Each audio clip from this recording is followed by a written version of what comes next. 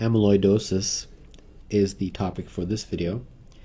And essentially, amyloidosis is one of those grand diseases that involves a deposition of abnormal proteins in various parts of the body.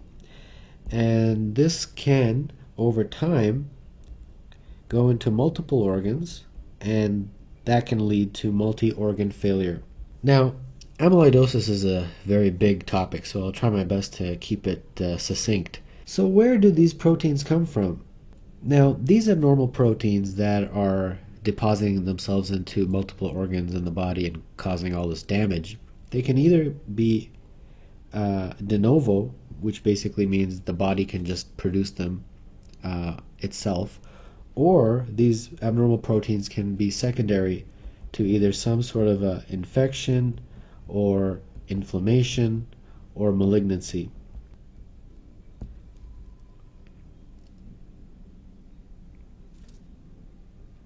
The amyloid proteins that do deposit have sort of a very distinct feature, and that is described by their appearance, and that is a beta pleated sheet. And this is important because this structure is used for identification purposes, and in particular what I'm referring to is when you actually do the staining. So for example, when you do the staining, these beta pleated sheets will stain a different color based on what type of stain you use. So if the stain you're using is hematoxylin and eosin, then the stain will be pink. The proteins will stain pink. Now, if you use the stain known as Congo red, then the amyloid proteins will stain this classic apple green. It's known as apple green birefringence. And that's the telltale sign on this Congo red staining. So now let's talk about cause. Why does this happen? What is the etiology? The first type is known as AL, which is primary amyloidosis. Now, primary amyloidosis is caused by a plasma cell disorder. Plasma cells, or B cells, are the cells in the body that produce immunoglobulins. I'll abbreviate it IG. And when these plasma cells overexpress in the body, they produce a lot of these immunoglobulins. And the part of the immunoglobulin that is known as the light chain, that is the abnormal protein that goes and deposits in the organs.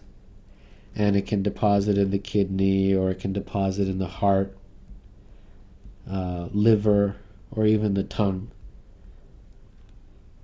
So that's the first type. And the reason it's called AL is because of the light chain, the L from the light chain, essentially. The second type of amyloidosis is known as AA, and that is called secondary amyloidosis. And the reason it's called secondary is because this type of amyloidosis happens secondary to some sort of pathology, some sort of problem like infection or inflammation or malignancy. And when it does happen, it produces an abnormal protein called amyloid A. And that amyloid A protein goes and deposits in organs and causes organ damage.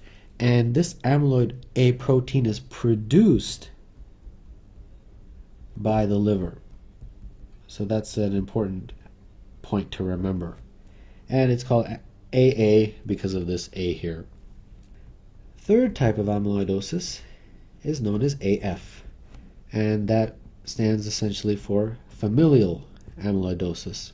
And as the name familial implies, this type of amyloidosis is inherited, and this is essentially a abnormal or mutated protein that is produced by the liver that then goes into different organs and causes organ damage. And finally, the fourth one is known as SSA, which stands for senile systemic amyloidosis. This one is known to deposit a special type of abnormal protein called transthyretin protein. And this transthyretin protein aggregates and deposits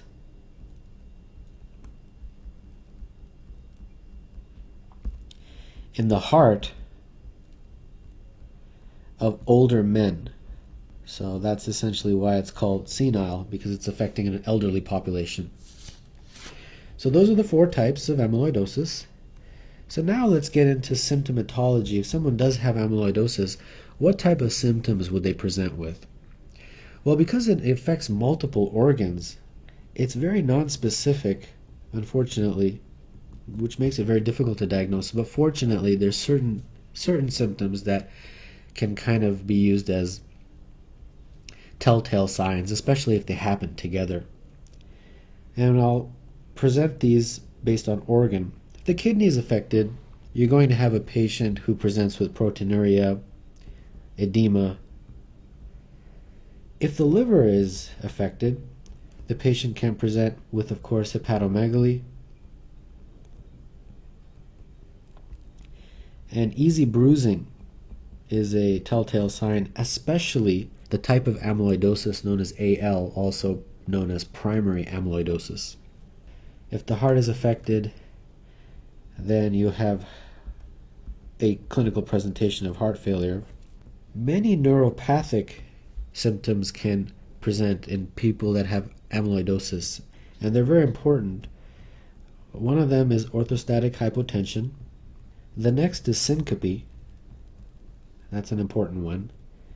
And another symptom, a presentation, is carpal tunnel syndrome.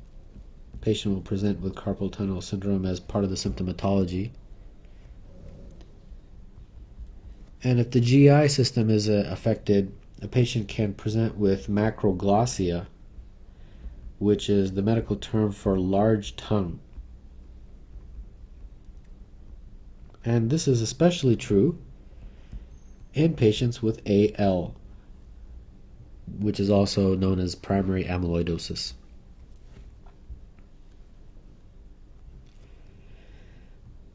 So how do you diagnose this? Well, there's several ways, but I'll concentrate on some of the more important ways.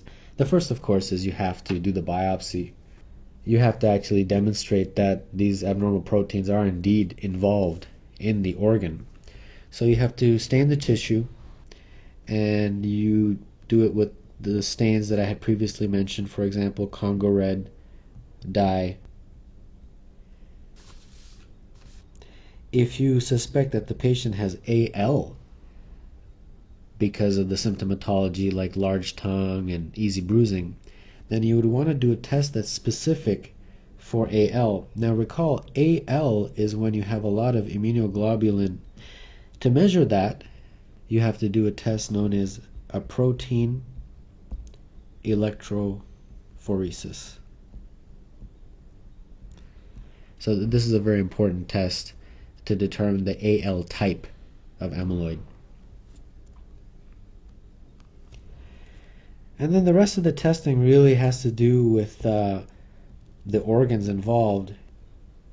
You would do the standard kidney tests like BUN, creatinine. You would do a UA. You would do liver function tests. And if the heart is involved, you would do tests such as the EKG, echocardiogram, BNP. Treatment of amyloidosis. Basically, the treatment is mainly supportive, and also the treatment really depends on what type. It's very type specific. But if you want to look at more specific treatments, it really depends on what organ is involved. For example, if the kidney is involved and you have a presentation of edema and sort of a picture of nephrotic syndrome, you would have salt and fluid restriction, you would give the patient diuretics. If the heart is involved and you have a clinical presentation of heart failure, then the patient will be treated as such. So that would, of course, involve medications like digoxin, ACE inhibitors, beta blockers, and diuretics as well. In cases of secondary amyloidosis, of course, you want to treat the underlying process. So, for example, if it was AL, that would involve chemotherapy because it's an overexpression of those immunoglobulins. If it's AA, it would essentially involve treating the underlying infection, inflammation, or malignancy.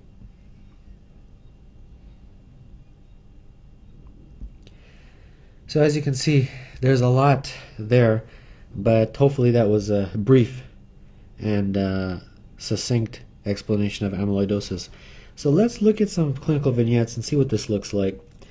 An 82-year-old white male consults you following several syncopal episodes that are clearly orthostatic in nature. During the course of your evaluation, you find out that he has a large tongue, mild cardiomegaly, and findings suggestive of bilateral carpal tunnel syndrome. Most likely diagnosis is... Well, when I was talking about symptomatology, I mentioned several symptoms that kind of, especially when placed together, can lead you to think about amyloidosis, and that's the choice for this question. Next one.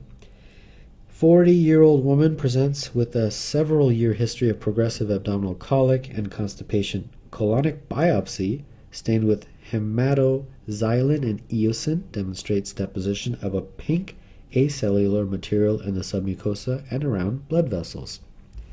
When sections from the biopsy are stained with Congo red, the acellular material exhibits a green birefringence. The birefringence is thought to be most closely related to which of the following properties? Well, of course, we're talking about amyloidosis again, and if you remember earlier in the video, I talked about how the protein that's used for identification has a classic beta-pleated sheet appearance. So that would be choice B, beta-pleated tertiary structure. Next, 42-year-old woman comes into the clinic complaining of intermittent easy bruising around her eyes and chest. She recently suffered a syncopal episode, and a workup which included a stress echo revealed a hypertrophic heart with a speckled pattern. When she was discharged from the hospital, she was given a diagnosis of congestive heart failure with a restrictive pattern. An endomyocardial biopsy is scheduled for the next week. She denies any significant family history and has been healthy, with the exception of easy bruising occasionally with vomiting. Routine UA from her recent admission reveals proteinuria. Upon further questioning, she has suffered carpal tunnel syndrome bilaterally and occasional numbness and tingling of her toes. The most useful study to diagnose this patient's condition is... Well, it's a difficult question. A lot of this, the heart failure, the syncope, the proteinuria, the easy bruising, a lot of symptoms of amyloidosis. The one thing I wanted to really point out is that the easy bruising is more common in AL. And if you remember, AL was when you had those increased number of immunoglobulins that produce those light chains, and those light chains then go and deposit and cause a multi-organ failure. Now, to measure those light chains, you have to do a special test known as a protein electrophoresis, and that is choice D. And finally, a 46-year-old female with rheumatoid arthritis develops progressively worsening renal failure. She undergoes a diagnostic renal biopsy revealing thickening of the mesangial matrix and widened capillary basement membranes due to the deposition of an amorphous eosinophilic material that stains with Congo red. The material is shown to be composed of AA, amyloid-associated protein, fibrils. In which of the following locations is this protein synthesized? Well, if you remember earlier, the AA protein, also known as amyloid A, is produced in the liver. So that would be choice C.